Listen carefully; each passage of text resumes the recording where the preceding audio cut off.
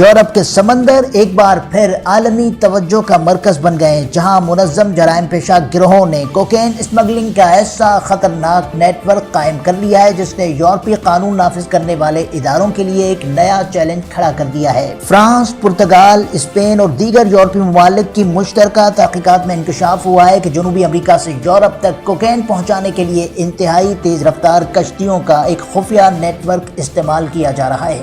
یہ کشتیاں عام ماہی گیر کشتیوں کی طرح دکھائی دیتی ہیں، لیکن ان میں کئی ٹن منشیات، جدید نیویگیشن سسٹم اور بعض اوقات فوجی معیار کے ہتھیار بھی موجود ہوتے ہیں۔ تحقیقات کے مطابق یہ کشتیاں پرتگال کے ساحل، مادیرا اور کینری جزائر کے قریب کھلے سمندر میں کئی دنوں تک موجود رہتی ہیں۔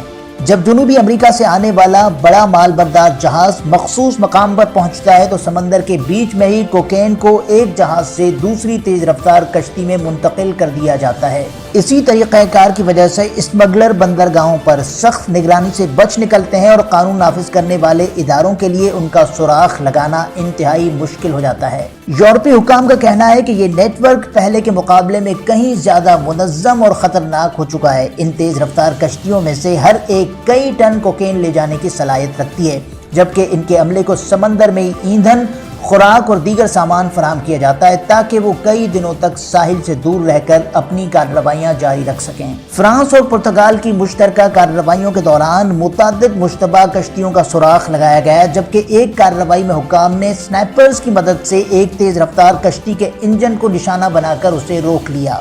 اس کارروائی کے دوران بڑی مقدار میں کوکین قبضے میں لی گئی اور اسمگلنگ کے اس بین الاقوامی نیٹ ورک سے متعلق اہم شواہد بھی حاصل کیے گئے ہیں۔ انسداد منشیات کے ماہرین کا کہنا ہے کہ مجرم گروہ اب روایتی بندرگاہوں پر انحصار کم کر رہے ہیں اور کھلے سمندر میں ہی سامان کی منتقلی کو ترجیح دے رہے ہیں، جس سے نہ صرف قانون نافذ کرنے والے اداروں کے لیے خطرات بڑھ گئے ہیں بلکہ یورپ میں منظم جرائم کے خلاف جاری جنگ بھی مزید پیچیدہ ہو گئی ہے۔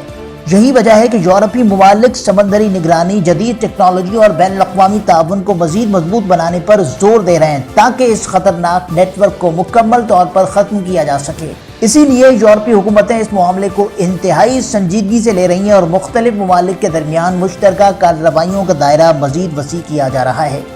شنجن نیوز آپ تک یورپ، برطانیہ اور شنجن ممالک کی مستند، بروقت اور اہم خبریں پہنچاتا رہے گا۔ اگر آپ یورپ کی تازہ ترین خبروں سے باخبر رہنا چاہتے ہیں تو شنجن نیوز کو ضرور سبسکرائب کریں، ویڈیو کو لائک کریں اور اپنے دوستوں کے ساتھ شیئر کریں۔ شکریہ۔